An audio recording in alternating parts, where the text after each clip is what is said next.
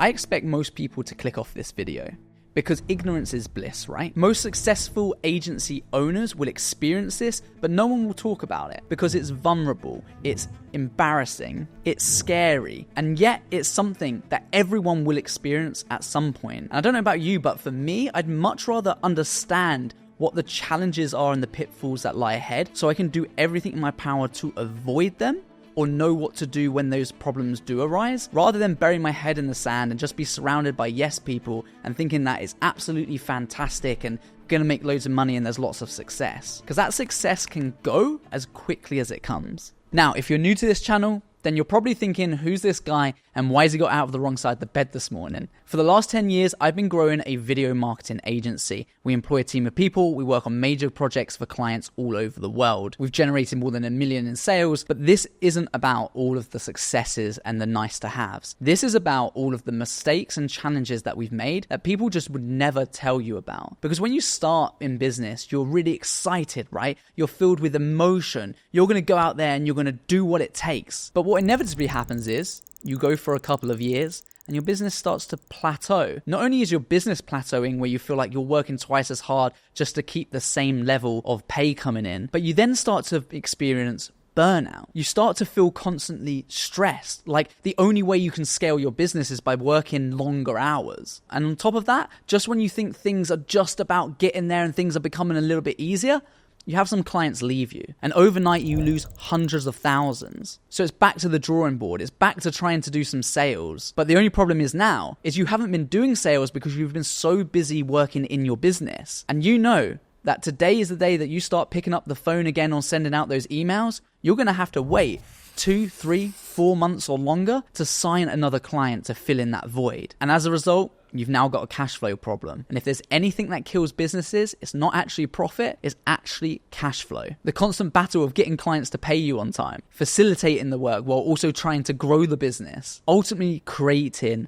more than a full-time job for yourself, that actually takes you further and further away of having that time freedom and having the business and life that you wanted when you first started with all of that passion. Business owners convince themselves that working 150 hours a week is better than working a 9 to 5. This video isn't just me ranting about all of the pain points that I've had throughout my journey, but don't be naive in thinking that these things will never happen to you, because that was me. Living in my own bubble, just thinking about the positive, these things will never happen to me. Oh, well, that cash flow issue happened to their business because, well, they were stupid. They didn't look at the numbers. All of these things will happen if you're in business long enough to play the game and be successful. And there's one objective of this game, and that's to play the game for as long as you possibly can. So here's where the value comes. I want to give you some tips that have helped us overcome all of those challenges throughout the growth of our business, in the hope that you can use these to avoid the same things happening, or when they inevitably do happen,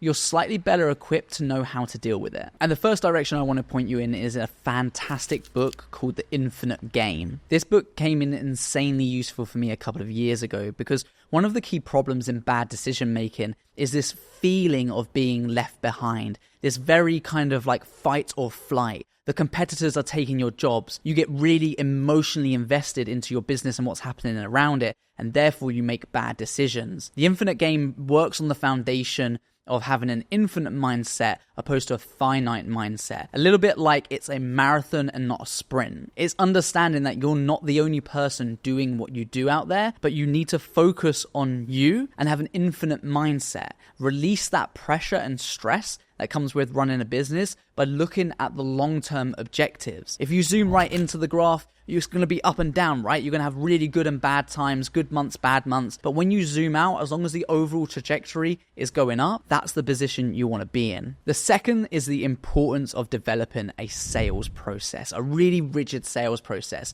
This is something that doesn't come naturally to a lot of people, and it certainly didn't to me. To be fair, out of the last 10 years, I've probably neglected 8 of those years developing any kind of sales process whatsoever. And it's not until those problems happen that you realize the importance of doing sales every single day, even if it is just spending 1 or 2 hours on sales, because I guarantee when the work does dry up, it's going to take you a long time to sign a new client. This is why all successful business owners will talk about the importance of keeping a client, not just because they want to keep getting work, valid point, but more because it takes so long and so much time, effort, and money and resources to onboard a new client that what you don't want to be doing is churning them out. You don't want to be investing all of that time in doing sales just to get a client through the doors and then they leave you. Developing a sales process doesn't have to be complicated. Just map out the customer journey. What happens from that initial contact information?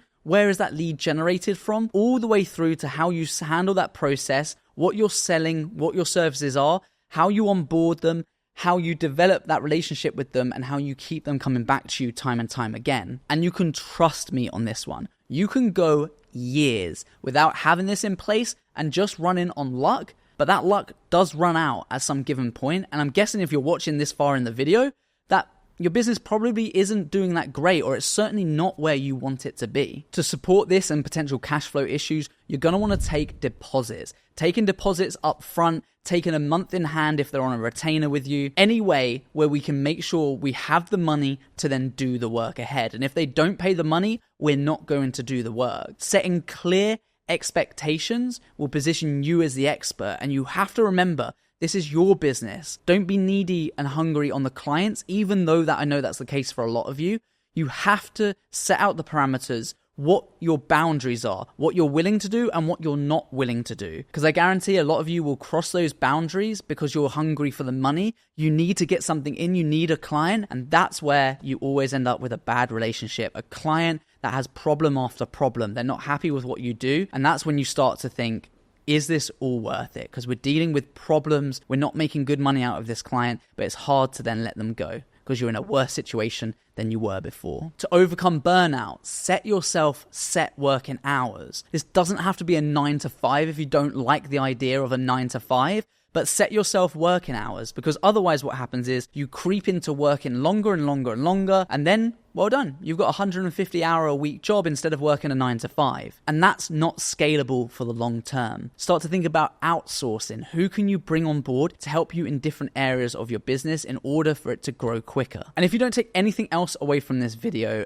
remember this. Work out what your customers actually want, because too many businesses focus on what they do and what they provide. So for us, video content was the forefront of our business for so long. We're selling videos. But when we listened to the clients, that wasn't really what they wanted. They wanted to generate more inquiries. So that led us to looking at diversification. What other services could we offer that will achieve those clients' goals? So for instance, lead generation services, social media marketing services, organic social media posting. All of these things enabled us to create a much better offering to the client to make us the obvious choice over our competition. However, feast and famine is still very much a real thing, not knowing when or where that next project is coming from. So we developed a system called an RCP system, which stands for Regular Content Plan.